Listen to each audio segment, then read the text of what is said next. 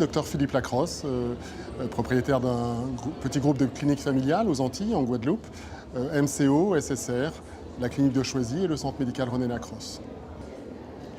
Êtes-vous plus heureux de pratiquer votre métier qu'il y a 5 ans ou l'inverse ? Oui, je peux dire plus heureux, même si j'ai en fait jamais été vraiment malheureux dans ce métier. Ça fait 22 ans que je le pratique, 22 ans que j'ai repris la tête du groupe et que finalement c'est une succession d'enjeux et de défis qui se posent régulièrement avec les évolutions réglementaires, les évolutions techniques, les évolutions sociales qui sans cesse remettent en question notre façon de travailler. Et franchement, je crois que maintenant on dispose d'outils suffisamment performants pour pouvoir se dire qu'en hospitalisation privée, on est capable de réaliser une belle performance.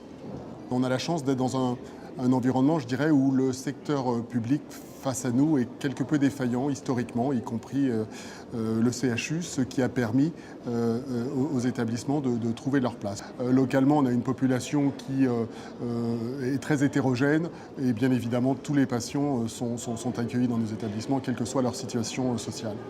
Quel est votre point de vue sur la grève des gynécologues ? Alors, dans notre établissement, nous n'avons pas d'obstétrique, mais c'est un sujet qui m'intéresse, bien évidemment. On ne peut pas faire abstraction des questions de responsabilité qui se posent maintenant. On vit dans un pays qui est le pays des parapluies, où on se protège et on renvoie la responsabilité à d'autres. Et c'est vrai que maintenant, les gynécologues accoucheurs ont affaire à des responsabilités qui doivent être couvertes de toute façon.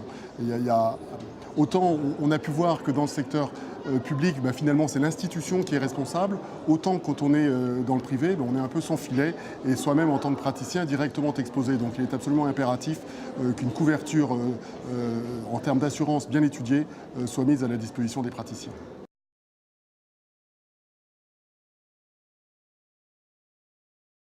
On nous demande de prendre en charge les mêmes patients, avoir les mêmes exigences en termes de qualité, de résultats, de démarches de prise en charge.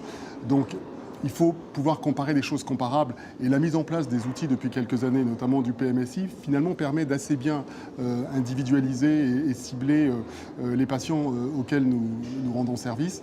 Et finalement, quitte à comparer les choses, autant les comparer jusqu'au bout. Donc bien évidemment, il y a une problématique de ressources qui est posée par cet enjeu qui doit être prise en compte. De grands efforts de rationalisation et de gestion ont été menés par l'ensemble des exploitants parce qu'on n'a pas le choix, sinon on disparaît. On a vu la vague des années 80 et des années 90 qui a mené à la fermeture ou à la disparition d'un certain nombre d'établissements.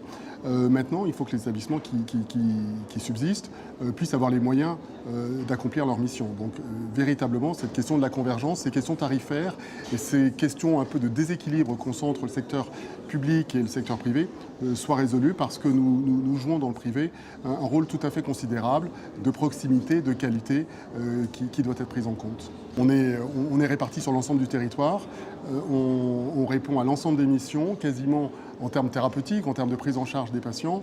Donc bien évidemment, il suffit de poser la question à n'importe quel assuré social, à n'importe quel compatriote, pour qu'il le ressente de la même façon. Qu'est-ce qui vous fait vibrer ?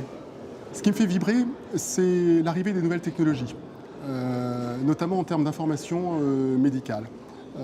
C'est la raison pour laquelle, dans notre groupe, par exemple, nous avons, depuis l'année 2002, mis en place une réflexion, une démarche sur le dossier patient informatisé, qui s'est traduite finalement par la réalisation, le développement d'un outil très performant, un logiciel de dossier médical, dossier de soins, module pharmacie, module de gestion et de pilotage médico-économique, que nous avons décidé maintenant de lancer sur le marché et dont nous commençons la commercialisation au travers d'une société d'édition médicale dédiée. Donc voilà, je suis patron d'un groupe de cliniques et pilote. Déjà dans la démarche, on va ramener ça à un niveau humain.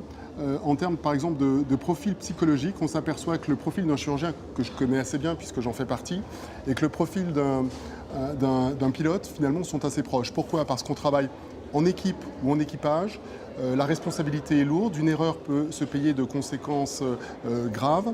Il faut faire confiance à l'ensemble des autres membres de l'équipe.